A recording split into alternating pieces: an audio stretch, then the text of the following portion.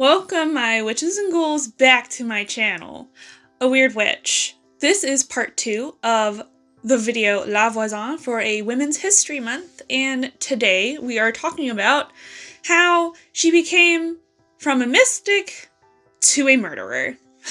Specifically, a poisoner. And we're also going to be talking a little bit about her daughter today as well, and her involvement in all of this, along with a tiny bit of information about the affair of the Poisons. Also, we have a quick update. I have a new microphone. Hooray! It was for my birthday, which is in February, but I'm not going to tell you the exact date because I kind of like my privacy a little bit. So I got a new microphone. I had to fiddle with it a little bit because I got real stressed. I was like, oh, please let this work. I hope my husband didn't have to buy this for me. And then it just doesn't work. And then I'm going to have to stick to the clip-on. And I didn't want to stick with the clip-on. I wanted a good microphone. But here we are. We got a new microphone. And I'm having to wear, like, earplugs. I don't have to wear them. I hope you can't hear that. I don't have to wear them, but I feel like I should, just so I can, like, hear myself and make sure there's no technical difficulties while I'm talking. So, this is going to be, like, a new thing. So, let's get into part 2. So, we're going to be talking a little bit about the king's mistress and who she was.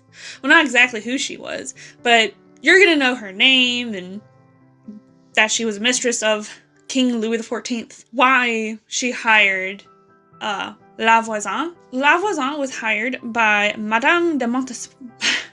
I also hope I'm saying this right. Again, I'm sorry. I don't know how to say Montespan to all the French people who are listening to this, and they're like, you're saying it wrong!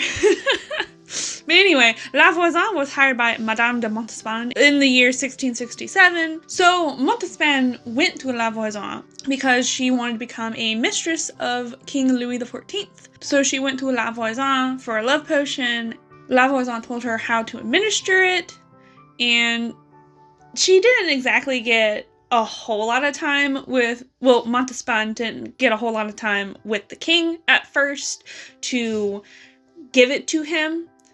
Eventually she did, and, well, what we know of that she did, she gave it to him at one point, and the king fell in love with her. She became the king's lover, and they had multiple children. They had, I believe, 7 children together throughout their entire affair. And later on, I don't know exactly when, but eventually Montespan asked La Voisin to do these black masses, allegedly. This is all after the love potion thing. This is pretty much all allegedly, that Montespan asked La Voisin to do black masses to help her gain more favor with the king, to keep the king in her grasp, so that the king would stay in love with her. And this was a very regular thing.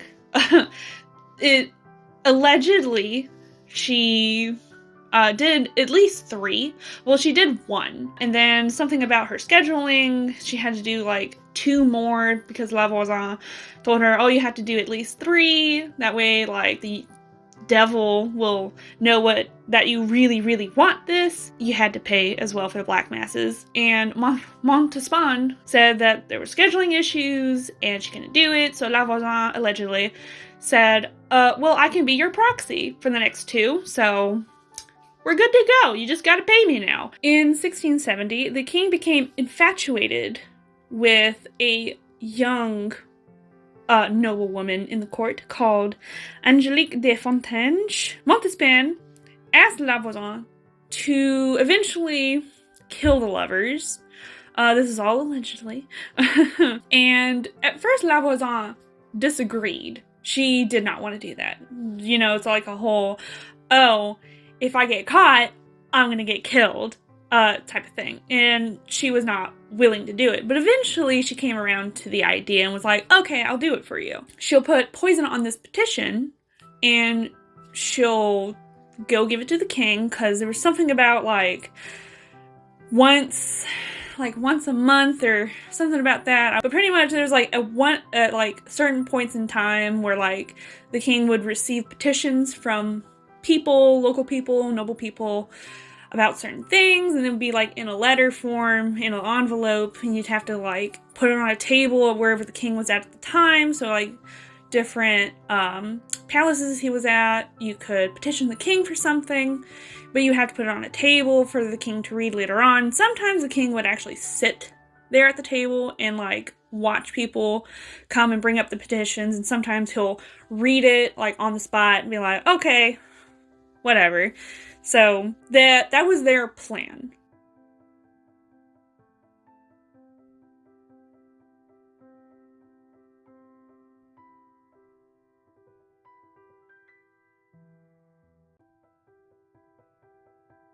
The king's sister-in-law, Duchess d'Orléans, Henrietta Anne, she was poisoned, and apparently many others were poisoned at the same time, or not at the same time, but around that same time. An autopsy was performed, and the doctors who did it found no evidence of poisoning, but instead they found that she had very boiling bile, very corrupt and malign, and very impetus, which caused all the disorders in the aforesaid parts and gangrened them. She was poisoned on the 29th of June in 1670 and died the day after, in the early morning. And it was said that the king was extremely worried about this and that he would be next, to be poisoned, because his sister-in-law just died of poisoning, or alleged poisoning, even though the doctors never found poison in her. It is generally believed that poisoning was more of a scandalous act, and they believe the general population, the nobles and the king, believed it was poisoning. And so the king had his chief of police, Nicolas de la Reynie. So, sorry again, the names. De la Reynie. So, now we get into the affair of the poisons, like the actual starting of this, and the special court that was made for all of this. It's a lot. I'm going to try my best to speed run through this so we can actually get to the important parts. So a lot of details are going to be skipped over, but if you want to read more about it, my main source is the book The Affair of the Poisons by Anne Somerset, and a few websites, which I will be linking down in the description below. Who unveiled that La Voisin was a poisoner? That was Marie Bosse. This is going to get kind of confusing. So, Magdalene de Lagrange had been introduced to La Bosse, I'm going to say Bosse, to La Bosse through La Voisin, because La Voisin had a huge network of fortune tellers and other people, like magicians and other people like that through the occult means and stuff like that. So she knew a lot of people, so she introduced a lot of people to other people, and that's how the network started. So if someone that went to La Voisin needed something specific that La Voisin could not give them, or she was too busy, she would be like, okay, well, you can go to this other person for this specific thing that you need.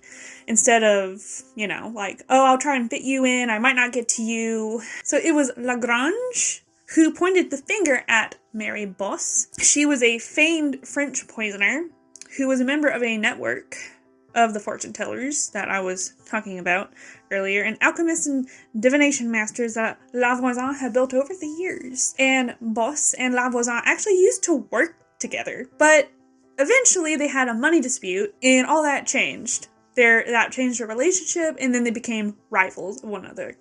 So that means La Bosse had reasons to point fingers at La Voisin and say, hey, she's also a poisoner, and she's been dealing things with witchcraft, so you need to be calling her in and getting her to tell you information as well, because I will not be the only one. I'm going to be pulling other people into this as well. And so Catherine was arrested on the 12th of March in 1679. She was sent to the Chateau de Voisin, but she was actually not tortured at all, even though it was more of a regulation thing, we gotta torture them to get the information out of them because they most likely will not be willing. And that was like a normal thing to do, was to torture people, which we now know as a modern society that torturing people will just lead to more misinformation and people just saying things to get out of the situation, or most likely will take up the confession of like, yes, I was guilty, but eventually it's like, oh, we're actually not guilty, but it is complicated, very complicated.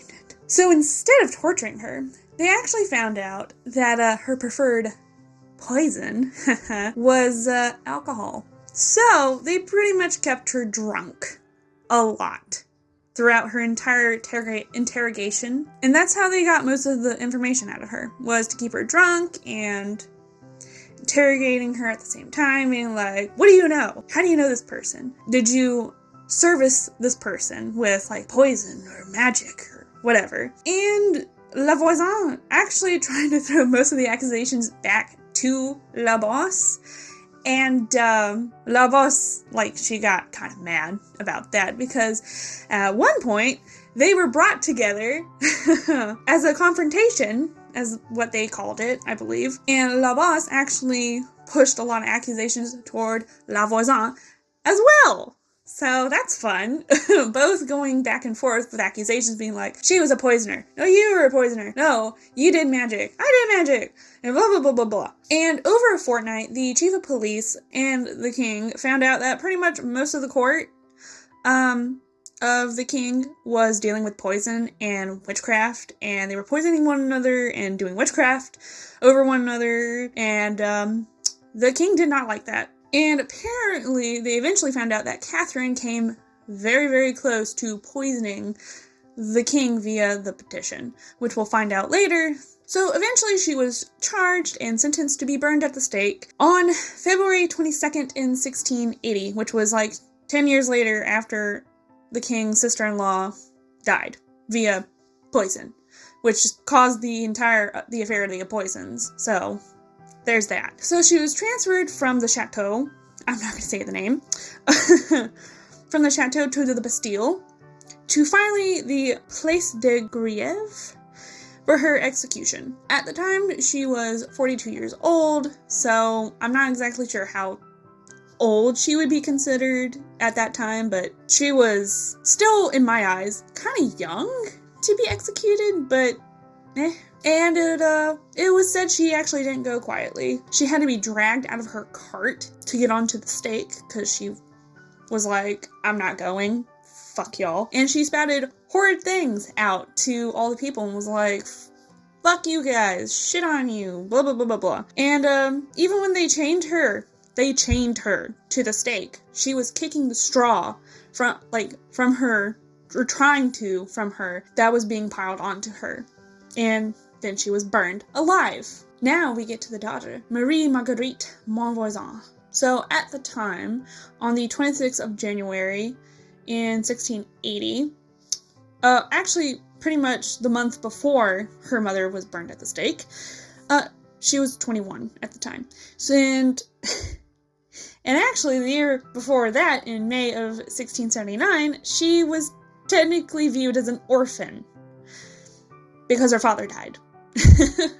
So that's hilarious because, eventually the dad was like, you're never gonna kill me. I'm not gonna go out via poison. He died after she was arrested, but never got to see her executed the following year. So, oh well. She was arrested on unknown charges. We have no idea why she was arrested in the first place. And she was interrogated on if she was ever, a part of her mother's dealings, with poison, with witchcraft, and stuff like that. And she says that she was just a bystander, and she never really got to see a whole lot of what her mother was doing. But later on, that conflicted with some of the accounts that she gave to the chief of police. And she had actually been interrogated several times. I'm not sure if she, stayed in their custody the entire time, but it was said that, she was reinterrogated, multiple times throughout the year. And Marie actually was making the accusations that her mother was the one who was going to send this petition personally to the king to poison him with the petition so that once he opened it and touched it, he would die soon after because it was poisoned. And La Voisin tried to give the king this petition 5 separate times, but was never successful until she was arrested eventually. And apparently this petition was about the release of one of her lovers, La Voisin's lovers, who had been arrested earlier that year in 1679. And Marie actually gave another name. I'm going to say it like it's spelled, so don't come after me, please. Romani. Apparently Catherine was wanting him to marry her daughter, Marie, but it was alleged that Marie had a child out of wedlock from a separate man, which we don't have definite proof of, but it was alleged that she had a child out of wedlock from a separate man. And once Romani found out about it, he was like, no, I'm not going to marry this girl anymore. I'm not even going to take into consideration anymore to marry this girl. And Marie said that Romani had claimed he was intending to pose as a silk merchant to give the king's new mistress a cloth or gloves, whichever one she picked out, was supposedly coated with poison, so that would have poisoned her after the king supposedly died around the same time, which Romani and La Voisin was kind of into the conspiracy that they were trying to kill the king and his new mistress, and we'll get into that later. So they also arrested Romani and interrogated him as well, and he was like, I might have been trying to poison the king's new mistress, but I'm not going to actually tell you outright. So Marie later on,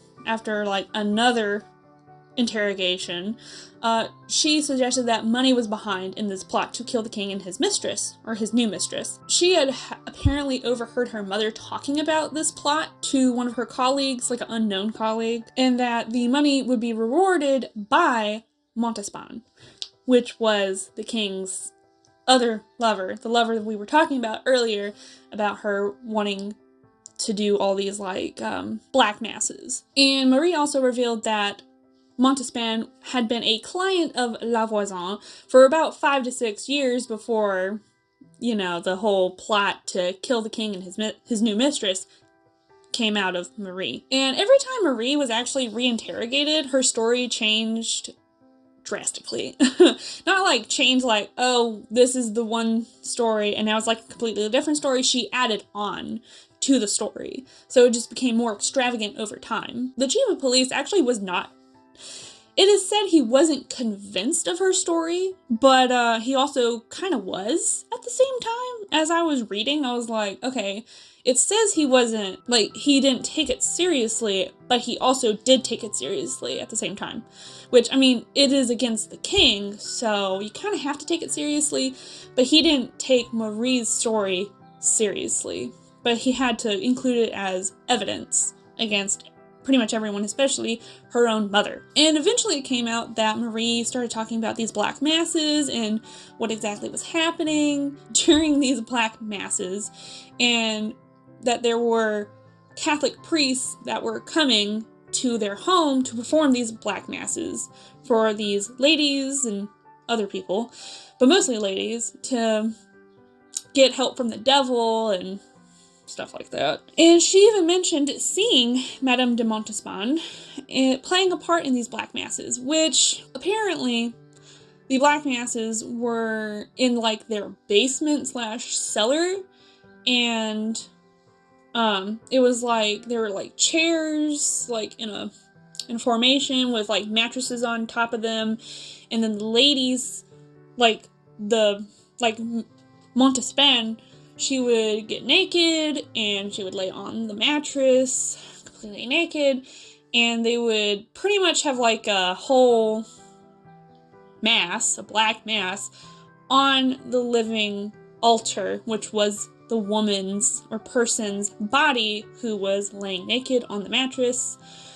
And that's a lot. And it was also said that they were killing the babies, the fetuses, drinking their blood from a goblet, and other nonsense that I believe probably didn't happen. And after many months of interrogation, a of not only Marie, but several other people. In the spring of 1681, the king summoned a meeting with some of his closest advisors, which one of them included the chief of police. They held 4 separate meetings, which was said that each meeting was 4 hours long themselves. So that'd be about 16 hours of advising and talking and going through all of this stuff. And by the end of it, it seemed though the king didn't want to pursue charges at all because Montespan had been his lover for so long and a mother to his children. He didn't want her name to be sullied and her to be tried because she was his lover, and he didn't want to put her in an ill light in the court. And it's believed that he actually believed that she was guilty of these charges, but because she was a past lover, he wasn't willing to put her on trial.